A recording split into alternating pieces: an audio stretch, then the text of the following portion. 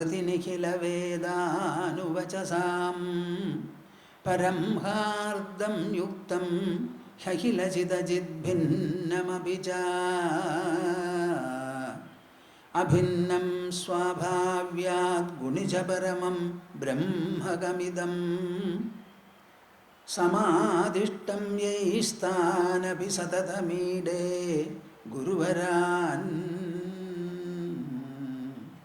भाग्योदयेन बहुजन्मसमार्जितेन सत्सङ्गमेव लभते पुरुषो यदा वै अज्ञानहेतुकृतमोहमहान्धकार नाशं विधाय हि ततोदयते विवेकः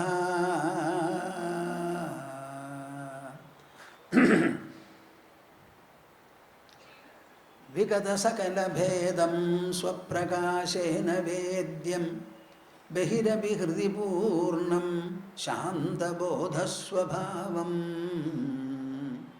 प्रकृतिविकृतिहीनं बन्धमुक्त्योर्विमुक्तं हृदि कलय सदैव शुद्धबुद्ध्या च भक्त्या मदीयहृदयाकाशे सदानन्दमयो गुरुः उदेतु सततं सम्यक् अज्ञानतिमिरारुणः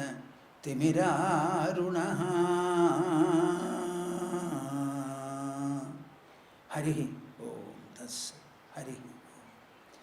ഈ കാറ്റ് കുറച്ച് കൂടുതലാണ് കേട്ടോ, ഒന്ന് കുറയും.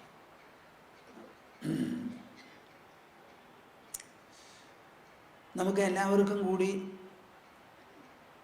ആ ഓംകാര ജപ തപോനുഷ്ഠാനം ലോകത്തിൻ്റെ നന്മയ്ക്കും ഭദ്രതയ്ക്കും വേണ്ടി ഒന്ന് ജപിക്കും. എല്ലാവരും കൂടി കൂട്ടായി ഒരനുഷ്ഠാനം നടത്തുക.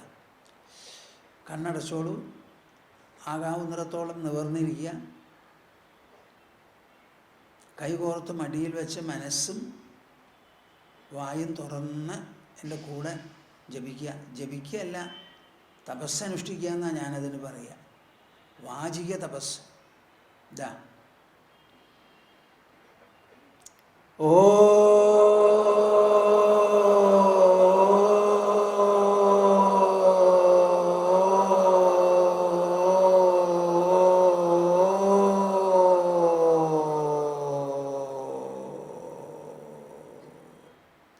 ഇവിടെ ആരും ഇല്ലേന്ന് തോന്നിപ്പോവാ. ഇത് എന്ന് എന്താപ്പാ ഈ പറയേണ്ടി വരുന്നത്? ഇത്ര മോശമാണോ ഞാൻ, അല്ലെങ്കിൽ ഇത്ര മോശമാണോ നിങ്ങൾ? പോരാ, എല്ലാവരും ഒന്ന് ഉത്സാഹമായിട്ട് പറയൂ. ഓ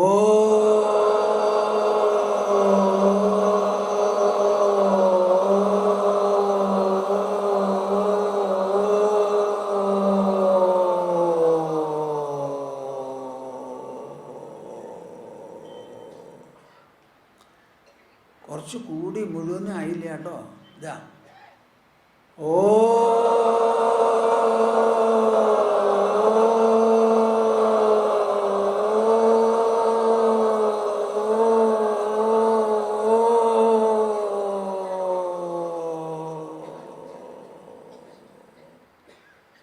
ഹരി ഓം തത്സ. ജയ ഗുരു.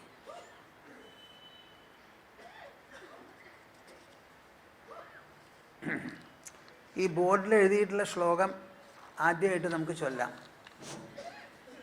മഹ്യനന്ദമഹാംബോധൗ മഹ്യനന്ദമഹാംബോധൗ ആശ്ചര്യം വിശ്വവിജയഃ ആശ്ചര്യം വിശ്വവിജയഃ മഹ്യനന്ദമഹാംബോധൗ മഹ്യനന്ദമഹാംബോധൗ ആശ്ചര്യം വിശ്വവിജയഃ ആശ്ചര്യം വിശ്വവിജയഃ ഉദ്യന്തി ഘ്നന്തി ഖേലന്തി ഉദ്യന്തി ഘ്നന്തി ഖേലന്തി ഉദ്യന്തി ഘ്നന്തി ഖേലന്തി ഉദ്യന്തി ഘ്നന്തി ഖേലന്തി പ്രവിശന്തി സ്വഭാവതഃ प्रविशन्ति स्वभावतः प्रविशन्ति स्वभावतः प्रविशन्ति स्वभावतः. നിങ്ങളെല്ലാവരും ഒരു കാര്യം മനസ്സിലാക്കണം. എന്താണത്? ജീവിതം എന്ന് പറയുന്നത് ഒരു വ്യക്തി, ആ വ്യക്തിയുടെ ശരീരമടക്കം ലോകമെല്ലാം തന്നെ ആ വ്യക്തിയുടെ ഉള്ളിലാണ് ഈ സമ്പർക്കം നടക്കുന്നത്. അപ്പോൾ നിങ്ങളും ഈ ലോകവും തമ്മിലുള്ള സമ്പർക്കമാണ് ജീവിതം. ഇതെല്ലാവരും സമ്മതിക്കുന്നുണ്ടോ? കാലത്ത് എണീറ്റ് കഴിഞ്ഞാൽ നമ്മൾ കണ്ണ് തുറക്കും, അല്ലെങ്കിൽ കണ്ണ് തുറന്നു കഴിഞ്ഞാൽ എണീക്കും. ആദ്യം കാണുന്നത് റൂഫാണ്. അങ്ങനെ എണീറ്റു, ബാത്റൂമിൽ പോയി ടോയ്ലറ്റൊക്കെ ഉപയോഗിച്ചു, മുഖത്തിത്തിരി വെള്ളമൊക്കെ ഒന്ന് ഒഴിച്ച് മടങ്ങി വന്നു. ആ കണ്ണ് തുറന്ന സമയം മുതൽക്ക് പ്രവർത്തനങ്ങളും വ്യവഹാരങ്ങളും എല്ലാം കഴിഞ്ഞ് രാത്രി കിടന്ന് കണ്ണടച്ചുറങ്ങുന്നത് വരെ സമ്പർക്കം സമ്പർക്കം സമ്പർക്കം.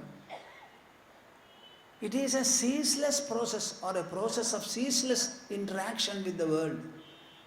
ലോകവസ്തുക്കളുമായി സ്ഥിരം നിലയ്ക്കാത്ത ഒരു സമ്പർക്കമാണ് നടത്തുന്നത്. ആ സമ്പർക്കം എപ്പോഴും രണ്ടുണ്ടെങ്കിലേ നടക്കുള്ളൂ. അതിലൊന്ന് താനല്ലാത്തതൊക്കെ മറ്റേത്. അങ്ങനെ താനല്ലാത്തതുമായിട്ടുള്ള സമ്പർക്കമാണ് ജീവിതം മുഴുവനും. നിങ്ങളത് മനസ്സിലാക്കണം. എന്ത്? ഈ സമ്പർക്കം തുടങ്ങണത് ആരാ? ഇത് നിൽക്കുന്നത് എവിടെയാ?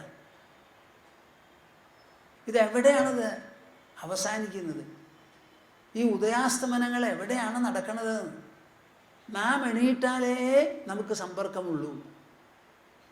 നാം കണ്ണു ചീമ്പി ശാന്തമായാൽ സമ്പർക്കം നിന്നു. അപ്പോൾ ഈ സമ്പർക്കത്തിൻ്റെ ഉദ്ഭവം എവിടുന്നാ? നമ്മിൽ നിന്നോ അതോ വസ്തുക്കളിൽ നിന്നോ? ഒന്ന് പറയണപ്പ. നമ്മിൽ നിന്നല്ലേ? അപ്പം ഈ ലോകമുണ്ടെന്ന് പറഞ്ഞ് സമ്മതിച്ച് വ്യവഹാരം നടത്തുന്ന നമ്മളാണ്. ലോകമല്ല. അല്ല. ഞാനൊരു മരത്തിനെയോ ഗോപുരത്തെയോ കാണുമ്പോൾ ഗോപുരം എന്നെ കാണുന്നുണ്ടോ? അതിന് കണ്ണുണ്ടോ? മൂക്കുണ്ടോ? പിന്നെ എന്താണല്ലേ? ഒന്നുമില്ല. സമ്പർക്കത്തിൻ്റെ ഉപകരണങ്ങൾ 5. ആ 5 എണ്ണം നമ്മുടെ ശരീരത്തിലാണ്. അവയെ വിനിയോഗിക്കുകയോ പ്രവർത്തിക്കുകയോ ചെയ്യുന്നത് നാമാണ്, നമ്മുടെ മനസ്സാണ്. അപ്പം എന്താ അവിടെ പറയുന്നത്? മയി അനന്തമഹാംബോധൗ ആശ്ചര്യം വിശ്വബീജയ ജീവബീജയ ഉദ്യന്തി ഘ്നന്തി ഖേലന്തി പ്രവിശന്തി. ആ ഒരൊറ്റ വാക്ക് നിങ്ങൾ മനസ്സിലാക്കാൻ വേണ്ടി ഞാൻ പറയാം. ഈ പ്രപഞ്ചം നമ്മിൽ പ്രവേശിക്കുകയാണ് ചെയ്യുന്നത്.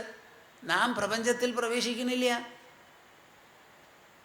എപ്പോഴെങ്കിലും നിങ്ങൾ ഈ ലോകത്തിൽ അലിഞ്ഞു പോയിട്ടുണ്ടോ? എന്താ മിണ്ടാതെ? ആരെങ്കിലും ഒരാൾ ഈ ലോകത്തിൽ അലിഞ്ഞു പോയിട്ടുണ്ടോ? ഇവിടെ അലിഞ്ഞിട്ടുണ്ടെങ്കിൽ ഏത് ഭാഗമാണ് അലിഞ്ഞത്? ശരീരം അലിഞ്ഞു പോയോ? കണ്ണലിഞ്ഞു പോയോ? പിന്നെ മനസ്സലിഞ്ഞോ? ഏതെങ്കിലും ഒരു സാധനം ഈ പ്രപഞ്ചത്തിൽ പ്രവേശിച്ച് അലിഞ്ഞു പോയിട്ടുണ്ടോ? ഉറക്കെ പറയൻ. ഇല്ല. അപ്പം പിന്നെ ഈ ലോകം നമ്മിൽ പ്രവേശിക്കുന്നുവോ നാം ലോകത്തിൽ പ്രവേശിക്കുന്നുവോ? അപ്പം ലോകത്തിനുള്ള പ്രവേശനദ്വാരങ്ങൾ നമ്മളിലാണ്, ഇന്ദ്രിയങ്ങളാണ്. ആ ഇന്ദ്രിയങ്ങൾ വേണം ഈ ലോകവസ്തുക്കളെ ഗ്രഹിക്കാൻ. ആ ഗ്രഹണം ഭൗതികമല്ല. It is not anything like a gross physical process or outcome. ഭൗതികമോ ബാഹ്യമോ ആയ ഒരു പ്രക്രിയയോ പരിണാമമോ അല്ലാതെ വസ്തുക്കളൊക്കെ അവിടെ നിൽക്കുന്നു. നമ്മുടെ കണ്ണും അതിൻ്റെ പാട്ടിൽ നിൽക്കുന്നു. വസ്തുക്കൾ അവിടെ നിൽക്കുമ്പോൾ കണ്ണുകളുടെ സഹായത്തോടു കൂടി മനസ്സ് അതിൻ്റെ ഒരു പ്രതിച്ഛായ തന്നിൽ തന്നെ പതിപ്പിക്കുകയാണ് ചെയ്യുന്നത്. ഈ കാര്യത്തിൽ വസ്തുക്കൾക്ക് ഒന്നും ചെയ്യാനില്ല, ചെയ്യുന്നുമില്ല. ഞാൻ ഗോപുരത്തിനെ കാണുമ്പോൾ മിസ്റ്റർ ഗോപുരം എന്തെങ്കിലും ചെയ്യുന്നുണ്ടോ? ഉണ്ടോ? അതവിടെ നിൽക്കണേ ഉള്ളൂ. ഞാൻ നോക്കുന്നത് കാണുന്നുണ്ടോ? നോക്കിയത് അറിയുന്നുണ്ടോ? അതിൻ്റെ പ്രതിച്ഛായ എന്നിൽ ഉണ്ടാക്കിയത് അത് അറിയുന്നുണ്ടോ? സൂര്യൻ കാലത്ത് ഉദിക്കുന്ന സമയത്ത് ഉദിച്ചു എന്ന് പറയുന്നത് ആരാ? സൂര്യനോ നമ്മളോ? സൂര്യൻ എവിടെയോ ഉദിക്കണു. ഉദിക്കുകയല്ല വാസ്തവത്തിൽ, സൂര്യനെ നമുക്ക് കാണാറാവണം. അത് എവിടെയോ ലക്ഷോപലക്ഷം കിലോമീറ്റർ ദൂരെയാണ്. പക്ഷെ നമ്മൾ ഇവിടെ നിന്നിട്ട് പറയണു ഇതാ സൂര്യൻ ഉദിച്ചു. ഇത് പറയാൻ നിങ്ങൾക്ക് അർഹതയോ യോഗ്യതയോ എങ്ങനെയാ? അനുഭവം. എവിടെയാ അനുഭവം? കണ്ണുമൂലം മനസ്സിൽ, മനസ്സ് മൂലം കണ്ണുമൂലം മനസ്സിൽ. മനസ്സാണ് കണ്ണിനെ വിനിയോഗിക്കുന്നത്. ആ വിനിയോഗത്തിൻ്റെ ഫലം മനസ്സിലാണ്. സൂര്യൻ എവിടെയോ ഉദിക്കുന്നു. ആ സൂര്യനെ നമ്മൾ കാണുന്നുണ്ടോ? അറിയില്ല. നമ്മൾ കാണുന്ന സൂര്യൻ ഇടയ്ക്കെങ്ങാനും പ്രതിബിംബിച്ച് കാണുന്ന സൂര്യനായിരിക്കണം, ഉദിക്കുന്ന സ്ഥലത്തുള്ളതാവണമെന്നില്ല. ഈ ഒരു സത്യം മനസ്സിലാക്കാൻ 10 ക്ലാസ് പഠിച്ചാൽ പോരെ? അതും വേണ്ടല്ലോ. എന്താ നിങ്ങളിങ്ങനെ? ഞാൻ എന്തിനാ അത് പറയണേന്ന് വെച്ചാൽ, എനിക്ക് ഈ അഷ്ടാവക്ര സംഹിത പറയുമ്പോൾ ഇത്രയധികം ജനങ്ങൾ ഇവിടെ വന്നിരിക്കുന്നു, എല്ലാവരും കേട്ട് ഉൾക്കൊള്ളണമല്ലോ എന്നൊരു ആങ്സൈറ്റി, ഒരു കൺസേൺ ഉണ്ട് എൻ്റെ മനസ്സിൽ. അപ്പോൾ ഇവിടുന്ന് അങ്ങോട്ട് പറഞ്ഞു പോകുമ്പോൾ ഏതെങ്കിലും ഒന്ന് അയ്യോ വയ്യാന്ന് നിങ്ങൾ പറയരുത്. പറയോ? ആരോ ഇന്നലെ പറയായിരുന്നു, സ്വാമിജി ഇത് പെട്ടെന്നൊന്നും കേട്ടാൽ മനസ്സിലാവില്ല. സ്വാമിജിയുടെ ഈ സദസ്സ് 18 കൊല്ലം ഭഗവത്ഗീത കേട്ട് 3 കൊല്ലം അഷ്ടാവക്ര ഗീതയും കേട്ടൊരു സദസ്സാണല്ലോ. അതുകൊണ്ട് വിരോധമില്ല, ബാക്കി പെട്ടെന്ന് പറ്റില്ല എന്നാണ് കാറിലൊരാൾ പറഞ്ഞുകൊണ്ട് പോയത്. അപ്പോൾ ഞാൻ ഇവിടുന്ന് അങ്ങോട്ട് ഡിസ്കസ് ചെയ്യുന്നത് മുഴുവനും തന്നെ നിങ്ങൾ വളരെ ശ്രദ്ധയോടുകൂടി കേൾക്കണം. ഇവിടെ അധ്യായം കഴിഞ്ഞോ എന്നൊന്നും നിങ്ങൾ ചിന്തിക്കരുത്. നമ്മളിവിടെ ചർച്ച ചെയ്യുന്ന വിഷയമുണ്ടല്ലോ, അത് തികച്ചും അധ്യാത്മമാണ്. അത് എന്തിനെ സംബന്ധിച്ചതാ? ഞാൻ ഞാൻ ഞാൻ ഞാൻ, താൻ താൻ താൻ താൻ, അതാണ് ഇവിടെ വിഷയം. അപ്പോൾ ആ വിഷയത്തിൽ നിന്ന് ഒരാൾക്കും പോകാൻ പറ്റില്ല. ഇവിടെ ആരെങ്കിലും ഈ സദസ്സിലുണ്ടോ തന്നിൽ നിന്ന് അകന്നു പോയ ആളെ എപ്പോഴെങ്കിലും? എന്താ മിണ്ടാത്തെ? തന്നിൽ നിന്ന് നിങ്ങൾ അകന്നു പോയിട്ടുണ്ടോ? പോയിട്ടില്ല.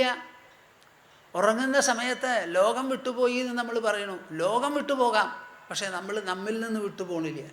ഞാൻ ഉറങ്ങി എന്ന് പറയുമ്പോൾ ആ ഉറങ്ങുന്ന സമയത്താണ് ഞാൻ മാത്രമായി എൻ്റെ സ്വരൂപത്തിൽ ഇരുന്നത്. ബാക്കിയുള്ള സമയത്തൊക്കെ സമ്പർക്കവും ഛായയുമായിരുന്നു. ഉറങ്ങുന്ന സമയത്ത് ഞാൻ മാത്രമായി കിടന്നുറങ്ങാണ്. പക്ഷേ ഞാൻ ഉറങ്ങുന്നു എന്ന് പറയാൻ പറ്റാത്തത് കൊണ്ട് അതിന് സമാന്തരമായി ധ്യാനിച്ച് സമാധി കൊണ്ട് മനോവൃത്തികളും ചിത്തവൃത്തികളും ബുദ്ധവൃത്തികളും എല്ലാം തന്നെ ഉപശമിച്ച് ശാന്തമായി ആ ചിന്തിക്കുന്ന സത്താവിശേഷം വിചിന്തനം നടത്തുന്ന ആ പൊരുളുണ്ടല്ലോ, ഒഴുകുന്ന വെള്ളം പുഴ എന്ന് പറഞ്ഞാൽ ഒഴുകുന്ന വെള്ളം. ഒഴുകുന്നത് ആരാ? വെള്ളം. അപ്പോൾ പുഴയിൽ നിന്ന് ജലത്തിലേക്ക് പോയി, പുഴയിൽ നിന്ന് ഒഴുക്കിലേക്ക് പോയി, ഒഴുക്കിൽ നിന്ന് ജലത്തിലേക്ക് വന്നു. അതുപോലെ ചിന്തിക്കുന്നതും വൃത്തികളായിത്തീരുന്നതുമായ ഉൾചൈതന്യം, ചേതന എന്തോ, ആ ചേതനയിൽ എത്തിച്ചേരുക. ബാക്കിയുള്ളതൊക്കെ നിന്ന് നടന്ന് ഓടി ചാടി ഇരുന്ന് കിടന്ന് അങ്ങനെ പലതും ചെയ്യുന്ന കാലുണ്ടല്ലോ, ആ കാല് ഈ പ്രവൃത്തികളൊക്കെ നിർത്തി അങ്ങോട്ട് നിന്ന് കൊടുത്തു. വേണ്ടതുപോലെ കാണാം. അതുപോലെ ഒരു നില നമുക്ക് എത്തണം. അതാണ് ആവശ്യം. പറഞ്ഞു കൊടുത്തത് പെട്ടെന്ന് മനസ്സിലാക്കിയിട്ട് ജനകൻ പറയുന്നതാണിത് മുഴുവനും. അനന്താംബോധൗമയി in me the infinite ocean. അഷ്ടാവക്രൻ പറഞ്ഞത് കേട്ടിട്ട് മനസ്സിലായി, ഞാൻ കിണറല്ല, കുളമല്ല, തടാകമല്ല, പുഴയല്ല,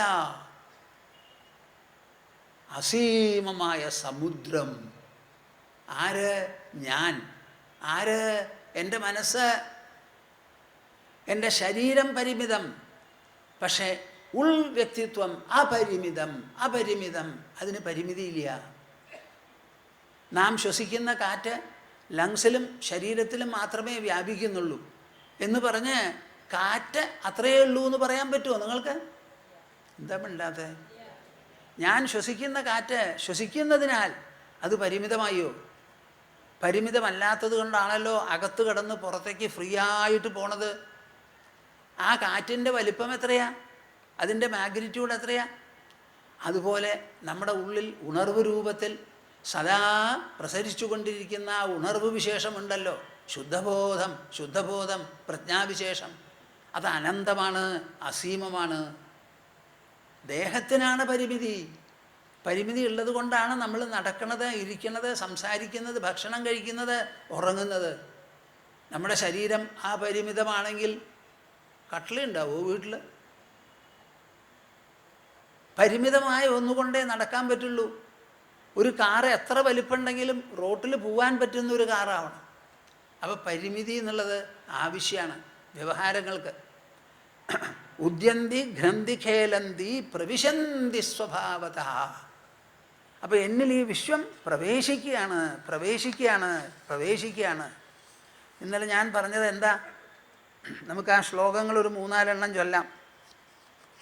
കഴിഞ്ഞ കൊല്ലം തന്ന കടലാസ് കൊണുന്നുണ്ടോ? ജനകൻ ചോദിക്കുകയാണ്, കഥം ജ്ഞാനമവാപ്നോതി. കഥം ജ്ഞാനമവാപ്നോതി. കഥം ജ്ഞാനമവാപ്നോതി. കഥം ജ്ഞാനമവാപ്നോതി.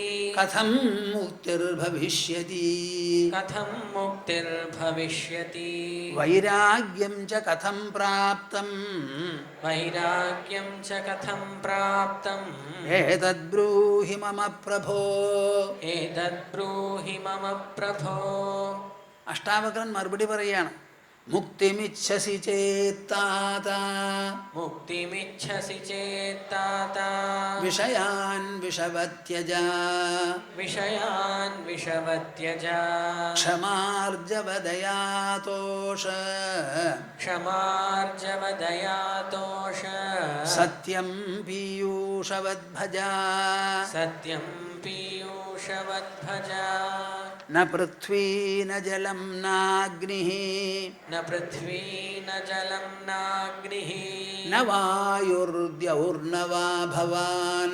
ന വായുർദ്യൗർന വാ ഭവാൻ. യേഷാം സാക്ഷിണമാത്മാനം.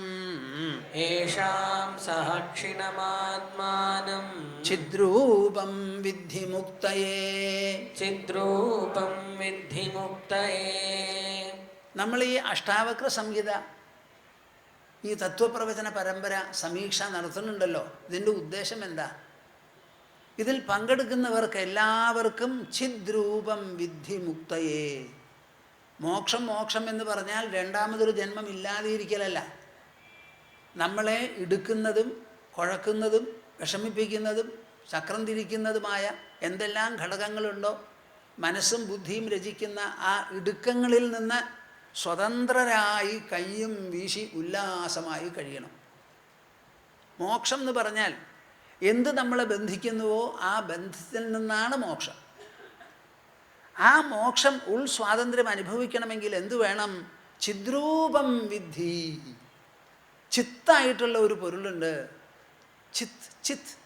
ചിത്തമല്ല, ചിത്ത്, കോൺഷ്യസ്നെസ്. അതിനെ നിങ്ങൾ മനസ്സിലാക്കണം. അതെവിടെയാണ് മനസ്സിലാക്കുക? ജീവിച്ചിരിക്കുന്ന തൻ്റെ ശരീരത്തിൽ മാത്രമേ അത് മനസ്സിലാക്കാൻ പറ്റുള്ളൂ. ഒരു കുട്ടിയെ പ്രസവിക്കുന്ന അമ്മയ്ക്ക് ആ കുട്ടിയുടെ ഉള്ളിലുള്ള ആ ഉണർവ് ഒരിക്കലും തൊട്ട് മനസ്സിലാക്കാൻ പറ്റില്ല. നമുക്ക് നമ്മുടെ ഉള്ളിൽ ശരീരത്തെ ഉജ്ജീവിപ്പിച്ച് നിർത്തുന്ന ആ ഉണർവുണ്ടല്ലോ, ശുദ്ധബോധം, ആ ചൈതന്യവിശേഷം, മാറ്ററല്ല, എനർജിയല്ല, ചൈതന്യവിശേഷം. ആ ചൈതന്യവിശേഷത്തെ ഉണരണം. അത് ഉണർത്താനാണ് ഈ തത്വപ്രവചന പരമ്പര. അതിൽ ഓരോ വാക്കും ഓരോ പ്രതിപാദനവും ഓരോ തരത്തിലുള്ള തുറപ്പും എല്ലാം തന്നെ നിങ്ങളിൽ പ്രസരിച്ചുകൊണ്ടിരിക്കുന്ന കയ്യിനെ പൊക്കുന്നതും കണ്ണിനെ അടച്ചു തുറപ്പിക്കുന്നതും എല്ലാം തന്നെ ഉണർവ് രൂപത്തിലുള്ള ഒരു സത്താവിശേഷമാണ്. അതിനെ നിങ്ങൾക്ക് മനസ്സിലാക്കണം എന്നുള്ളതാണ് ഉദ്ദേശം. ദ്വൈതമൂലമഹോ ദുഃഖം നാന്യത്തസ്യാസ്തി ഭേഷജം ദൃശ്യമേതൻ മൃഷാ സർവം ഏകോഹം ഛിദ്രസോമലഃ. ദ്വൈതമൂലമഹോ ദുഃഖം. ദ്വൈതമൂലമഹോ ദുഃഖം. നാന്യത്തസ്യാസ്തി ഭേഷജം നാന്യത്തസ്യാസ്തി ഭേഷജം ദൃശ്യമേതന്മൃഷാ സർവം ദൃശ്യമേതന്മശാ സർവം ഏകോഹം ഛിദ്രസോമലഃ. ഏകോഹം ഛിദ്രസോമലഃ. എൻ്റെ ശരീരം ഈ പ്രപഞ്ചത്തിൽ ജനിച്ചു മാതൃഗർഭത്തിലൂടെ. ആ ശരീരത്തിൻ്റെ പൊക്കിൾക്കൊടി മുറിച്ചതോടുകൂടി എൻ്റെ ശരീരത്തോടുകൂടി ഞാൻ സ്വതന്ത്രനായി എന്നതൊരു വാസ്തവം പറഞ്ഞു കേൾക്കണു. നമ്മുടെ ജന്മം നമ്മളാരും അനുഭവിച്ചിട്ടില്ല, അത് മനസ്സിലായി. ആ ജന്മം കിട്ടിയത് മുതൽ ഞാൻ ഈ പ്രപഞ്ചവുമായിട്ടാണ് സമ്പർക്കം നടത്തുന്നത്. നമുക്കുണ്ടായ ശരീരം തന്നെ എന്തിനു വേണ്ടിയിട്ടാണ്? ഇന്ദ്രിയങ്ങൾക്ക് ശാഖോപശാഖകളും ഇലകളും പൂവും കായും എല്ലാം ഉണ്ടാവാൻ വേണ്ടി ഒരു തടി എന്ന് പറഞ്ഞതുപോലെ നമ്മുടെ ശരീരം ഒരു തടിയാണ്. അതിൻ്റെ ശാഖോപശാഖകളാണ് ഈ ഇന്ദ്രിയങ്ങളും മറ്റും. ആ ജന്മം എന്ന് പറഞ്ഞാൽ ശരീരത്തിൻ്റെ ഉത്പത്തി. തന്നെ ജീവിക്കാൻ പറ്റാവുന്ന ഒരു നിലയിൽ വളർച്ചയെത്തി മൂപ്പെത്തി ആ ഫീറ്റസിന് എന്നുണ്ടെങ്കിൽ അത് പുറത്തേക്ക് വരും. വരാനുള്ള ഒരു ആച്ചിൽ ആ കുട്ടിക്കും ഉണ്ടാവും, പുറത്തേക്ക് തള്ളിവിടാനുള്ള ഒരു ആച്ചിൽ അമ്മയുടെ ഗർഭകോശത്തിനും ഉണ്ടാവും. അതങ്ങോട്ട് പുറത്ത് വന്നാൽ എന്തിനാ ആ ശരീരം വന്നിരിക്കുന്നത്? ഇന്ദ്രിയങ്ങളെ ഉപയോഗിച്ച് എന്തെല്ലാം കാണാനും കേൾക്കാനും അറിയാനുമുണ്ടോ അതിനെയൊക്കെ നല്ലപോലെ അറിയാനും ഉണരാനും വേണ്ടിയിട്ടാണ്. അന്ന് മുതൽക്ക് നമ്മൾ ഉണർന്നു തുടങ്ങിയതാണ്. അങ്ങനെ ഉണർന്നു തുടങ്ങിയിട്ടുള്ള ഈ പ്രപഞ്ചം മുഴുവനും നമുക്കുണ്ടാക്കി തീർക്കുന്നത് ദുഃഖവും വിഷമവുമാണ്. നമ്മൾ തേടുന്നത് സന്തോഷമാണ്, തൃപ്തിയാണ്, സൗഭാഗ്യമാണ്, ഉയർച്ചയാണ്, വികാസമാണ്, ധന്യതയാണ്. പക്ഷെ നമുക്കെല്ലാം അത് പിടികിട്ടുന്നില്ല. അങ്ങനെ ഈ ആഭാസമായിട്ടിരിക്കുന്ന ഈ ലോകം ദ്വൈതമൂലമഹോ ദുഃഖം, ദ്വൈതമൂലമഹോ ദുഃഖം. നമ്മുടെ മനസ്സിലുള്ള വ്യത്യാസ ബുദ്ധി, ഭേദബുദ്ധി, അതാണ് ദുഃഖത്തിന് കാരണം. ഭേദബുദ്ധി എന്ന് പറഞ്ഞാൽ ഒന്ന് മറ്റൊന്നിൽ നിന്ന് വ്യത്യസ്തമാണെന്ന് തോന്നിക്കുന്ന ആ സ്വഭാവം, അതാണ് ദുഃഖത്തിന് കാരണം. നാന്യത്തസ്യാസ്തി ഭേഷജം. അതിന് ഒരു മരുന്നുമില്ല വേറെ. എന്താ പിന്നെ മരുന്ന്? അവനവനെക്കുറിച്ച് വേണ്ടതുപോലെ ആലോചിക്കുക. എന്താ? ദൃശ്യമേതൻ മൃഷാ സർവം. ഈ കാണുന്ന ദൃശ്യം മുഴുവനും വാസ്തവത്തിൽ ഒരു മിഥ്യാപ്രകടനമാണ്, സത്യത്തിലില്ല. ദൃശ്യമേതൻ മൃഷാ സർവം ഏകോഹം ഛിദ്രസോമലഃ. ഞാൻ ഒരൊറ്റയ്ക്കുള്ള ആളാണ്, ഒറ്റയാൻ. ഛിദ്രസോ അമലഃ. എൻ്റെ സ്വഭാവോ രസോ എന്താന്ന് പറഞ്ഞാൽ ഛിദ്രസം. മാങ്ങയ്ക്ക് പുളി, ശർക്കരയ്ക്ക് മധുരം എന്ന് പറയുന്നത് പോലെ ഈ ചിത്തിനൊരു രസമുണ്ട്, ഛിദ്രസം. ആ ഛിദ്രസമാണ് വാസ്തവത്തിൽ ഞാൻ. അത് ഗ്രഹിക്കുന്നത് നാവല്ല, തൊലിയല്ല, കണ്ണല്ല, ഈ ഇന്ദ്രിയങ്ങളല്ലാതെ ഉള്ളുണർവ് ഉപയോഗിച്ചാണ് ഈ ഉണർവിൻ്റെ രസം ഗ്രഹിക്കുന്നത്. ദൃശ്യമേതൻ മൃഷാ സർവം. ഈ കാണുന്നത് അത്രയും മൃഷ എന്ന് പറഞ്ഞാൽ എന്താ അർത്ഥം? മൃഷ. ശ്രീമദ് ഭാഗവതത്തിലെ ആദ്യത്തെ ശ്ലോകത്തിൽ പറയാണ്. എന്താ പറയുന്നത്? ജന്മാദ്യസ്യ യതോന്വയാദിതരതഃ ചാർത്ഥേഷ്വഭിജ്ഞസ്വരാട്. അത് കഴിഞ്ഞിട്ട് പറയാ മൃഷ. മൃഷ എന്ന് പറഞ്ഞാൽ എന്താ? ഇല്ലാത്തത് ഉണ്ട് എന്നുള്ളൊരു പ്രതീതി ജനിപ്പിക്കുന്നതാണ് നമ്മുടെ മനസ്സ്, നമ്മുടെ ഇന്ദ്രിയങ്ങൾ. ഇപ്പോഴും ലോകത്തിന് ആധാരം നമ്മുടെ ഇന്ദ്രിയങ്ങളാണ്. നമ്മുടെ ഇന്ദ്രിയങ്ങളില്ല എന്ന് വെച്ചാൽ ഈ ലോകം ഉണ്ടെന്നറിയുന്നത് ആരാ? ഉണ്ടായിട്ടെന്താ കാര്യം? നമ്മളാണ് ഈ ലോകത്തിൻ്റെ രൂപം നൽകി അതിനെ വർണ്ണശബളമാക്കി അതിൻ്റെ അളവും ദീർഘവിസ്താരങ്ങളും ഒക്കെ പറയുന്നത് നമ്മളാണ്, നമ്മുടെ ഇന്ദ്രിയങ്ങൾ മൂലം. അതൊക്കെ ചെന്ന് പതിയുന്നത് എവിടെയാ? ഉള്ളിൽ. ആ ഉള്ളിൽ എത്രയുണ്ട്? ഒന്നേ ഉള്ളൂ, ഏകോഹം. സ്ത്രീ പറയുന്നു ഞാൻ, പുരുഷൻ പറയുന്നു ഞാൻ, കുട്ടി പറയുന്നു ഞാൻ, മരിക്കാൻ പോകുന്നവനും പറയുന്നു ഞാൻ. എല്ലാം കൂടിയിട്ട് ഇവിടെ ഒരു ഞാൻ മാത്രമേ ഉള്ളൂ. അതൊന്നാ. ഏകോഹം ഛിദ്രസോ അമലഃ. ഛിദ്രസമാണ്, അമലമാണ്. നിങ്ങൾ ഒരു കാലത്തും നിങ്ങളെ പാപി എന്ന് പറയരുത്. തത്കാലം വേണമെങ്കിൽ പുണ്യവാൻ എന്ന് പറഞ്ഞോളൂ. പക്ഷെ പറയേണ്ടത് എന്താ? എനിക്ക് പാപവുമില്ല പുണ്യവുമില്ല, പാപമില്ല പുണ്യമൊട്ട് ആവശ്യവുമില്ല. ജനിച്ചു എന്നുള്ള കാരണത്താൽ തന്നെ ഞാൻ ഛിദ്രസനാണ്, അമലനാണ്. എനിക്ക് കിട്ടാനുള്ളതൊന്നും ഒരു ദിക്കിലുമില്ല, എനിക്ക് കൊടുക്കാനുള്ളതുമില്ല. ഈ ലോകത്തിനൊരു പ്ലസ് എനിക്ക് ഉണ്ടാക്കാൻ പറ്റില്ല, ഈ ലോകത്തിന് എന്നിലൊരു മൈനസ് കൊടുക്കാനും പറ്റില്ല. കേൾക്കുന്നുണ്ടോ നിങ്ങൾ? ഉണ്ടോ? എന്ത് സാധനം നിങ്ങൾ സമ്പാദിച്ചാലും ആ സമ്പാദിച്ചത് പുറത്താണ് ഇരിക്കുക, അകത്തല്ല. നിങ്ങളുടെ കാറ് ഷെഡിൽ അല്ലെങ്കിൽ റോഡിൽ, നിങ്ങളുടെ കണ്ണാട മൂക്കിലും ചെവിയിലുമായിട്ടായിരിക്കണത്. ഏത് സാധനമാണ് നമ്മുടെ ഉള്ളിൽ കിടക്കുന്നത് ഒന്ന് പറയും നിങ്ങൾ? ഏതെങ്കിലും ഒരു ബാഹ്യവസ്തു നമ്മുടെ ഇന്ദ്രിയങ്ങളിലൂടെ നുഴഞ്ഞ് അകത്തേക്ക് കിടക്കുന്നുണ്ടോ? ഒന്ന് പറയുന്നപ്പ. പിന്നെ എന്താ സംഭവിക്കണത്? നമ്മുടെ മനസ്സ് ഇന്ദ്രിയങ്ങൾ മൂലം അതിൻ്റെ പതിപ്പ് മനസ്സിൽ തന്നെ ഉണ്ടാക്കി തീർക്കുന്നു. അപ്പം മനഃപ്പതിപ്പുകൾ മാത്രമേ ഉള്ളൂ. ഈ പ്രപഞ്ചം നമ്മെ സംബന്ധിച്ചിടത്തോളം മനഃപ്പതിപ്പുകളാണ്. ആ മനഃപ്പതിപ്പിൻ്റെ ഉടമസ്ഥനാരാ? മനസ്സ്. മനസ്സുണ്ടാക്കിയ പതിപ്പ് എവിടെയാണ് ഉണ്ടാവുന്നത്? മനസ്സിൽ. ഉണ്ടാക്കിയതാരാ? മനസ്സിൽ. ഇല്ലാതെയാവുന്നതോ? മനസ്സിൽ. അപ്പം ഈ പ്രപഞ്ചത്തിന് മുഴുവൻ ഇന്ദ്രിയങ്ങളിലൂടെ പതിപ്പിച്ചെടുത്ത മനസ്സുണ്ടല്ലോ, ആ മനസ്സോ ഇവിടെ മുതലാളി, അതോ ലോകമോ? ഒന്ന് പറയുന്നപ്പ. നിങ്ങൾക്ക് നല്ല പേരും മേൽവിലാസവും ഉണ്ടാക്കി തരികയാണ് ഈ സ്വാമി. നിങ്ങൾ എന്താ അത് സ്വീകരിക്കാൻ വിഷമം പറയണത്? ഉത്സാഹം വേണ്ടേ? ഈ ലോകമുണ്ടെന്ന് പറഞ്ഞ് അതിൻ്റെ പതിപ്പുകളെടുത്ത് ആ പതിപ്പുകൾ ഉപയോഗിച്ച് പലതരത്തിലുള്ള അറിവും ശക്തിയും സ്വാധീനവും ഒക്കെ ഉണ്ടാക്കി ഇവിടെ സൃഷ്ടിയിൽ പഞ്ചഭൂതങ്ങൾ മാത്രമേ ഉള്ളൂ. ആ പഞ്ചഭൂതങ്ങളല്ലാതെ എന്തെങ്കിലും ഇവിടെ ഉണ്ടാക്കിയിട്ടുണ്ടെങ്കിൽ അത് മനുഷ്യൻ്റെ ബുദ്ധിയും കയ്യും കൂടി ഉണ്ടാക്കിയതാണ്.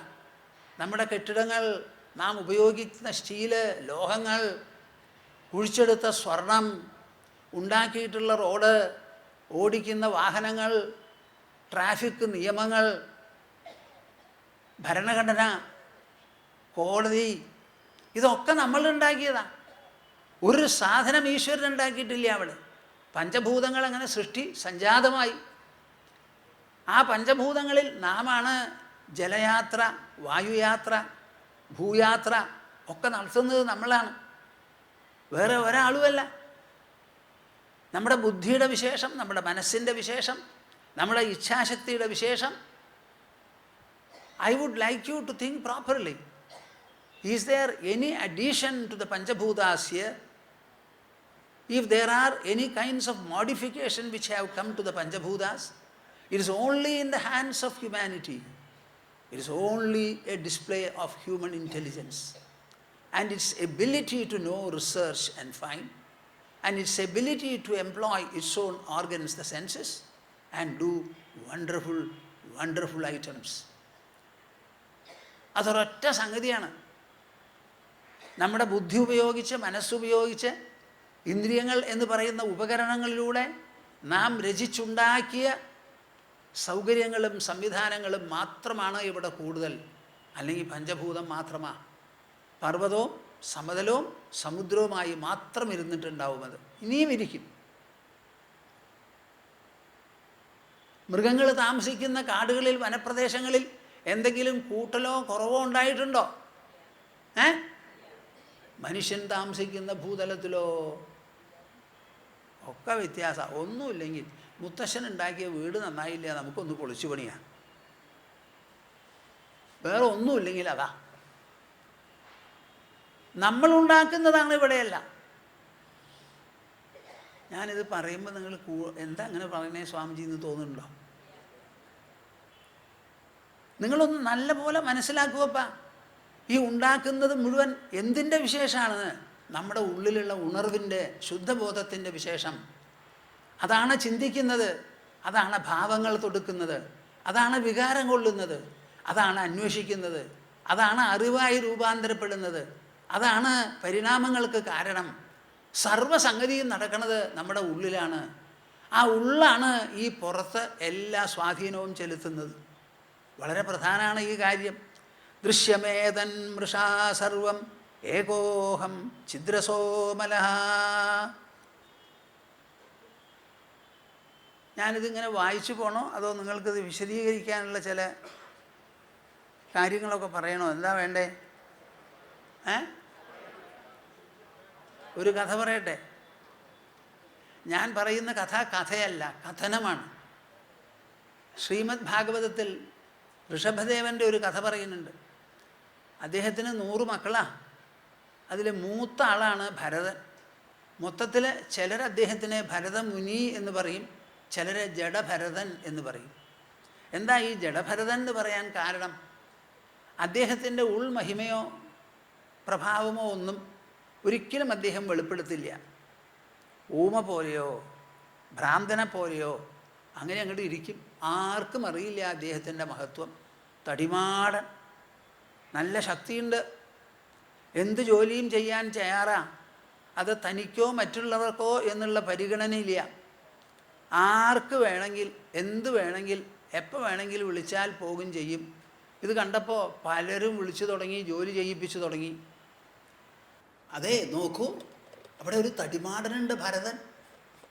ആര് വിളിച്ചാലും പോവും, ഏത് മല വേണമെങ്കിൽ മറിക്കും. നമുക്ക് വിളിച്ച് ജോലി ചെയ്യിപ്പിച്ചാലേ ഒന്നും കൊടുക്കും വേണ്ട. ഈ വർത്തമാനം പുറത്ത് വ്യാപിച്ചു, പലരും വിളിച്ചു തുടങ്ങി. കഠിനാധ്വാനത്തിന് വയലിലേക്ക് വിളിക്കും, കാവലിന് വിളിക്കും. രാത്രി അവർ കിടന്നുറങ്ങും, കാവലിന് ഭരതനായിക്കോട്ടെ, ആ റെഡി. അങ്ങനെ ഈ ഭരതമുനി അങ്ങനെ വളർന്നു. തടിമാടനാണെന്ന് ഞാൻ പറഞ്ഞല്ലോ. ആ നാട്ടിലൊരു ചോരരാജാവ് ഉണ്ടായിരുന്നു. അദ്ദേഹത്തിന് മകനില്ല. ഒരു മകനുണ്ടാവാൻ വേണ്ടി ഭദ്രകാളിക്ക് മനുഷ്യബലി കൊടുത്താൽ നടക്കും എന്ന് മനസ്സിലായി. മനുഷ്യബലിക്ക് ഒരാളെ അന്വേഷിച്ച് കണ്ടുപിടിച്ചു കൊണ്ടുവന്ന ആൾ രക്ഷപ്പെട്ടു. അന്വേഷിച്ച് നടന്നിട്ട് കിട്ടിയില്ല. എന്നാൽ ആ അന്വേഷണത്തിൽ കണ്ടുപിടിച്ചത് ഒരു തടിമാടനെയാണ്. ആ തടിമാടൻ എവിടെയാ? വയൽ കാക്കാൻ വേണ്ടി അതിൻ്റെ വരമ്പത്ത് വീരാസനത്തിലിരിക്കുക, കാവലിന്. രാത്രിയാണ് ഈ സംഭവം. ആ തടിമാടനെ ബന്ധിച്ചു കൊണ്ടുവന്നു ചോരരാജാവിൻ്റെ അടുക്കിലേക്ക്. അപ്പോൾ കള്ളരാജാവ് എന്ത് പറഞ്ഞു? വളരെ സന്തോഷം, ഒരു ബ്രഹ്മചാരിയാണ് എനിക്ക് കിട്ടിയിരിക്കുന്നത്. അപ്പം സന്താനം റെഡിയാണ്. ഇത് ബലി കഴിച്ചാൽ അതിൻ്റെ ഫലം റെഡിയാണ്. കെട്ടിവരിഞ്ഞ് കൊണ്ടുപോയി ഭദ്രകാളിക്ക് അർപ്പിക്കണമല്ലോ, ബലി കഴിക്കണമല്ലോ. അതിനുവേണ്ടി കുളിപ്പിച്ചു, തോർത്തി, മേലൊക്കെ രക്തചന്ദനം പുരട്ടി ഭംഗിയായി, ചെമ്പരത്തിമാലയും കഴുത്തിൽ നിറച്ചു. ഇനിയിപ്പോൾ കഴുത്തറക്കാൻ അപ്പുറത്തും ഇപ്പുറത്തും 2 പേര് വാളും വെച്ചുകൊണ്ട് നിൽക്കുക. ഈ കക്ഷിയുണ്ടല്ലോ ഭരതമുനി, അദ്ദേഹത്തിൻ്റെ പേരിലാണ് നമ്മുടെ ഈ രാജ്യത്തിന് ഭാരതം എന്ന് പേര് വന്നത്. കേൾക്കണം, നിങ്ങൾ മനസ്സിലാക്കണം. ഭാരതം എന്നുള്ള പേര് വന്നത് എന്താ? ഏതെങ്കിലും ചരിത്രകാരന്മാർ എഴുതി വച്ചിട്ടുണ്ടോ അവിടെ? എന്താ നമുക്ക് ഭാരതം എന്നൊരു പേര്? ഏതെങ്കിലും ചരിത്രകാരന്മാർ എഴുതിയിട്ടുണ്ടോ? പക്ഷേ നമ്മളൊക്കെ ദിവസേന വായിച്ച് ആരാധിച്ച് കാണാപ്പാഠം പഠിച്ച് അനുഷ്ഠാനം പോലെ നടത്തുന്ന ശ്രീമദ് ഭാഗവതത്തിൽ എഴുതിയിട്ടുള്ള ഈ കഥ എഴുതി വച്ചിരിക്കുകയാണ്. ആ ചരിത്രം നമുക്ക് വേണ്ട അല്ലേ? എന്താ, അത് അക്ഷരമല്ലേ ഇരിക്കുമോ? അത് അക്ഷരമല്ല അല്ലേ? വാക്കൊന്നുമല്ല. അത് മനുഷ്യമുഖത്തിൽ നിന്ന് നിർഗളിച്ചതല്ല, മനുഷ്യഹസ്തങ്ങൾ എഴുതിയതല്ല. എന്താ അതിന് കാരണം? ചരിത്രം എന്നുള്ളതിന് എന്താ അർത്ഥം? ജനങ്ങളുടെ ഇടയിൽ നടക്കുന്നതൊക്കെ ചരിത്രമാണ്. ഈ ഭാഗവതവും ഭാരതവും രാമായണവും നമുക്ക് നിത്യോപാസനയായി നാം ഇവിടെ കൊണ്ടു നടക്കുന്ന യുഗങ്ങളായി. അതൊരു ചരിത്രമല്ലേ? ഒരു ചരിത്ര വസ്തുതയല്ലേ അത്? ആ പേരിൽ എത്ര സ്ഥലങ്ങൾ അറിയപ്പെടുന്നു ഇവിടെ? രാമായണ വിവരണങ്ങളും മഹാഭാരതത്തിലുള്ള വിവരണങ്ങളും സൂചിപ്പിക്കുന്ന പല പേരുകളും നമ്മുടെ ഇടയിലുണ്ട്, പല സ്ഥലങ്ങളിലുമുണ്ട്, നമ്മൾ പോകാറുണ്ട്. സെമന്തപഞ്ചകം എന്ന് പറഞ്ഞാൽ അങ്ങനെ ഒരു സ്ഥലമുണ്ട്, നമ്മൾ അവിടേക്ക് പോണു. എന്താ നിങ്ങൾ ഈ പറയുന്നത് ഭാരതത്തിനെ പറ്റി? എന്തെല്ലാം എഴുതി വച്ചിട്ടുണ്ടോ അത് മുഴുവൻ മനുഷ്യർക്കിടയിൽ പരിശീലനങ്ങളും അഭ്യാസങ്ങളുമായി ഇന്നും തുടർന്നു വരുന്നു. ഇതെങ്ങനെ സാധിച്ചു എന്ന് ഞാൻ പലപ്പോഴും ഇരുന്ന് അതിശയപ്പെടാറുണ്ട്. അപ്പം രണ്ടുപേരെ അപ്പുറത്തും ഇപ്പുറത്തും നിൽക്കുകയാണ് കഴുത്തറക്കാൻ. എന്നാൽ ഈ ബലിക്ക് ഇരയായിട്ടുള്ള ആളോ നിശ്ചലം, നിർവികാരം, നിശബ്ദം. കേൾക്കുന്നുണ്ടോ നിങ്ങൾ? ഭഗവാന്റെയോ ഭഗവതിയുടെയോ മുൻപിൽ ചെന്ന് മുറവിളി കൂട്ടണം എന്ന് വിചാരിക്കരുത്. ഞാൻ ഈ ഭാഗവത പരിവ്രജന പരമ്പരയിൽ 5-ാം സ്കന്ധം വിവരിക്കുന്ന ആ ഭാഗത്ത് ഈ ജഡഭരതൻ്റെ കഥ എഴുതിയിട്ടുണ്ട്. വായിച്ചു നോക്കൂ, മൂലം വായിക്കാൻ പറ്റിയില്ലെങ്കിലും. അപ്പോൾ ബലിയുടെ ഇര മിണ്ടാതെ ഇരിക്കുക, ഒരക്ഷരം മിണ്ടുന്നില്ല, മുഖഭാവത്തിന് യാതൊരു മാറ്റവും ഇല്ല.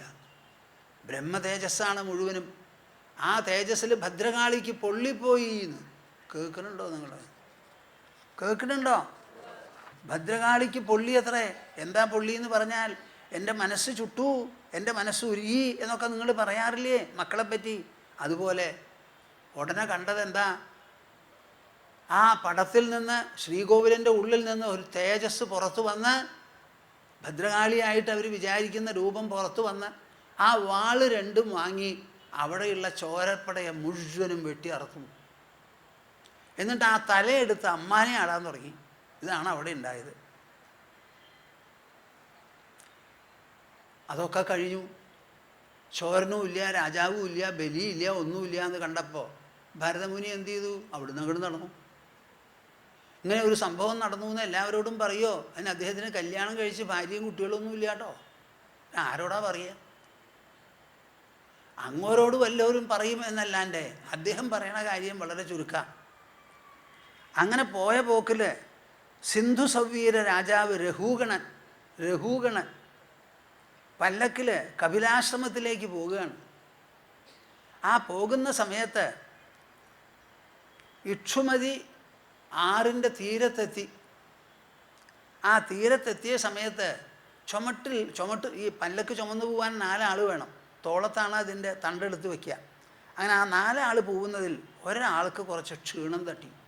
അതുകൊണ്ട് ബാക്കി 3 ആളുടെ കൂടെ നടക്കാൻ വയ്യ. അപ്പോൾ ചുമട്ടുകാരിൽ ഒരാൾ ക്ഷീണിതനായപ്പോൾ പകരം ഒരാളെ പിടിച്ച് അവിടെ വയ്ക്കുക. രാജാവല്ലേ, ആരെ വേണമെങ്കിൽ പിടിക്കാമല്ലോ, ചോദിക്കാൻ ആളില്ലല്ലോ, ചോദിക്കാനും പാടില്ലല്ലോ. അപ്പോൾ അവിടെ കണ്ടപ്പോൾ നമ്മുടെ ഈ തടിയൻ അവിടെയുണ്ട്. ഈ പാടം കാക്കുന്ന, രാത്രി കാലത്ത് കാക്കുന്ന ഒരു വീരാസനക്കാരനുണ്ടല്ലോ, ആ തടിമാടനെ അവിടെ കണ്ടപ്പോൾ പിടിച്ചുകൊണ്ട് പോയി.